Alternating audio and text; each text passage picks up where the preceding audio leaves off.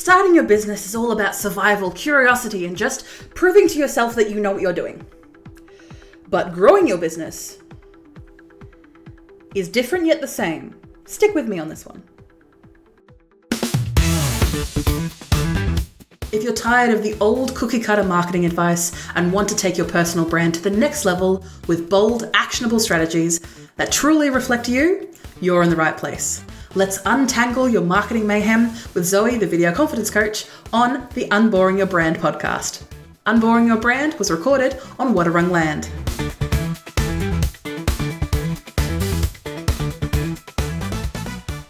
Welcome to the Unboring Your Brand podcast with me, your host, Zoe Wood, the video confidence coach. And today I am shifting some things to talk about. So what I mean by this is when it comes to your brand, be it a small business or your personal brand or whatever you are coming to the Unboring Your Brand podcast for, there is a good chance that when you started your brand, your why, your driving factor is going to be different now than when you started. Because when it comes to your brand and how you evolve both as a person, but also how you evolve your brand will definitely change depending on the weather, but also depending on who you actually want to serve and how you want to serve it. So let's go back initially to what is your why? Zoe, that is a question. What do you mean by that?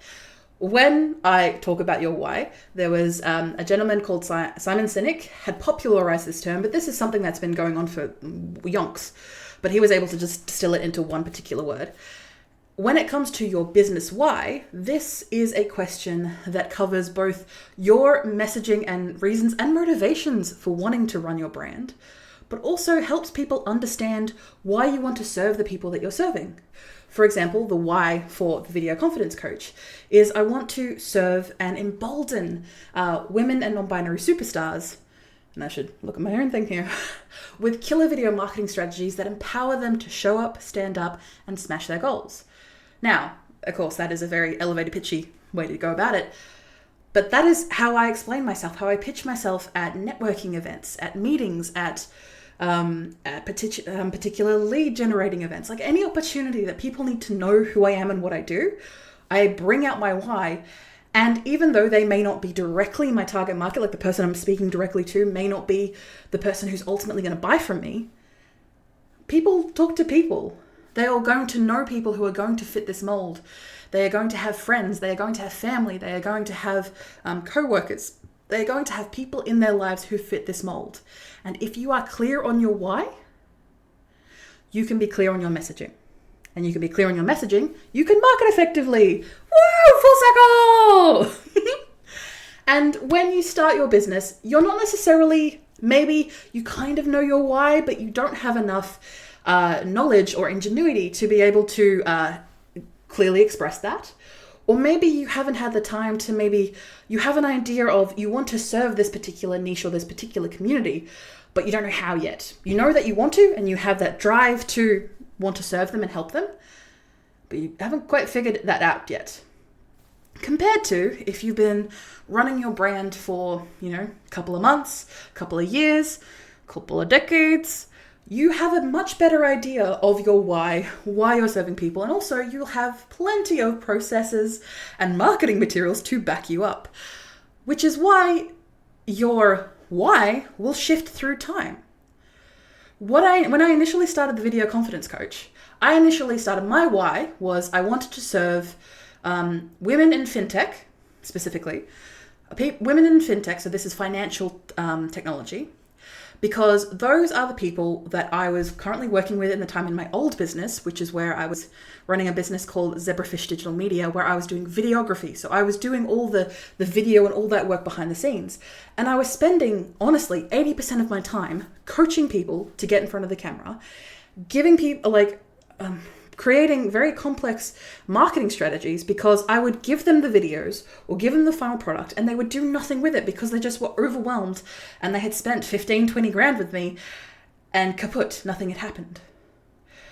And then I would say, so that's 80% of my time, which I am not being paid for. I'm not being billed for. And I'm not billing for. And then the output of like that video process, it just felt so demeaning. And I don't mean demeaning on their front. I mean both on our parts of just, why are we doing this? Ugh. So I created Video Confidence Coach specifically to help women in financial technology be able to have that confidence both going into recording a video or a message, but also have the knowledge and the structure to back it up, to have the strategy to back up what they wanted to do and what they wanted to achieve. And it's only in the past 2 to 3 years where I've honed in on specifically personal branding, and when it comes to the Video Confidence Coach, but specifically being able to serve and help people who want to like grow themselves specifically through video marketing strategies. People who want that knowledge and the drive to want to be able to grow their personal brand. So that has changed over time. And as you can imagine, those particular whys are very similar, but one is a lot more clearer and a lot more niche than the other one. So going into it, when versing like why you start and then why you keep going are two different questions. A lot of people, especially when you're first starting out, when you're in the first year of business, have a tendency of conflating the two, because there's not a whole lot of time from when you started to where you are now. But I'm going to tell you now, as someone who maybe has started growing their personal brand, and I want to stress that just because you're in tune and have knowledge of, oh, I have a personal brand, I should probably work on it. You've always had a personal brand throughout your life, through whenever you've worked in corporate, but also whenever you've worked with people, you get a reputation. Your personal brand is just a way of funneling that reputation into marketing. Hi, here I am again. So when it comes to when you first start out and the people that you want to serve and when you want to help is going to be very different to where you end up. And I know I keep beating that dead horse, Zoe. So focus on the notes you have in front of you, Zoe. So when starting out, maybe it's necessary to start your business. Maybe you started your business because you needed cash. For example, like myself, I started my first business when I was 14 because I needed cash. I needed cash to eat and to live. You maybe started your business out. You maybe started your brand out, I should say, because it's your passion. It's what you love. You love helping the community. You love serving the people who ultimately benefit from the work that you do or the skills that you have. And you wanted to do it and make it your thing. And maybe you started your brand because you wanted control over your own time and your own life. You saw maybe someone else, either in your industry or maybe someone you know personally, take this opportunity to grab their brand by the horns and be able to make and cultivate a time and life that they love. Now, of course, it takes a lot of energy and a lot of effort. I'm not dismissing that. But when it comes to now that you've done it for 6 months, a year, a couple of years, decade, couple of decades, why you keep going is no longer just about your motivations of why you started your brand. It's about seeing the impact of your work on others. It's about building something bigger than yourself. And I'm not talking just a business that you can hand off to your kids. I mean, building something bigger in the communities that you're wanting to focus in. Being able to provide people the tools to make a difference. Because you yourself, personally, in your brand, and also yourself as an individual, have grown. You've achieved goals. You've achieved your goals, but also you now have new goals that have evolved into where you see yourself and where you want to be. And it's no longer just about making money, which may have been your starting reason for starting a business. It's about making a difference. So with all that in mind, and especially when all that shift happens, you can understand that the questions that someone is asking at the start of their business to when they're very much deep into it, those are going to be two different types of mindsets. And that's why when I speak on my podcasts and on my videos, on my live streams, or whatever I'm doing at the time, whatever my marketing channel is, I need to clarify when I'm speaking to people, when it's like, have you been growing your personal brand for a long time? Or are you just starting out? Are you researching because I came across your feed and you're intrigued about the messages that I'm able to present to you about growing your personal brand, specifically using video marketing strategies? And if so, when did that shift happen for you? And being able to identify that your personal brand is no longer just you. That shift, when that shift happens, you're able to have that in mind so that when you market yourself, you become more confident in your marketing message, but also in just the way that you hold yourself, because it enables you to help others succeed. That's why you're doing this thing, right? And if you're not, and if it's purely about the money, hats off to you. I don't know how sustainable that is long term, but hats off. Best of luck. You're probably not my target audience, so have fun. But to keep that fire burning and to keep that motivation for you to continue to grow your brand, you need to be able to have that selflessness for others, that empathy for others, that care for others, and especially that care for people who you are serving. So if you're ever finding yourself feeling stuck or uninspired, ask yourself, has my why changed? Has my branding why changed?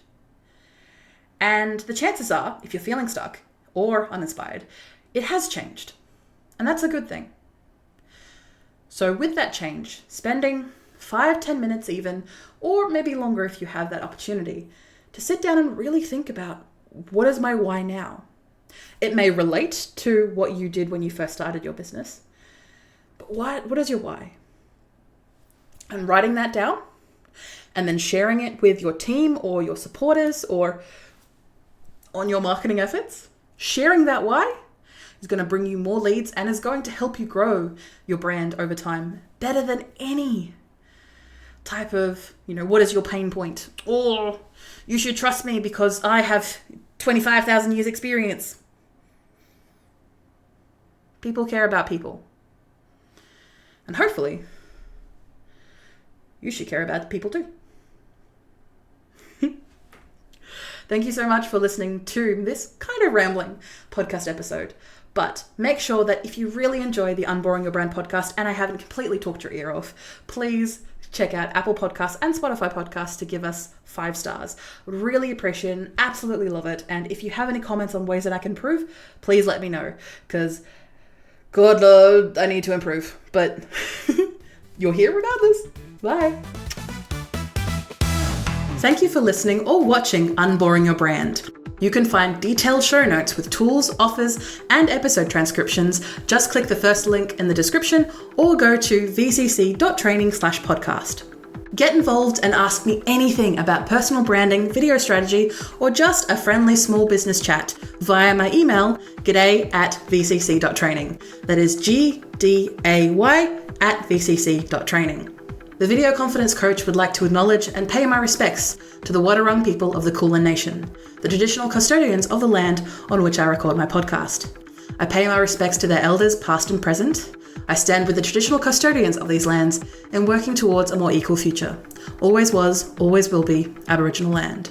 Look forward to me chatting at you next week, superstars.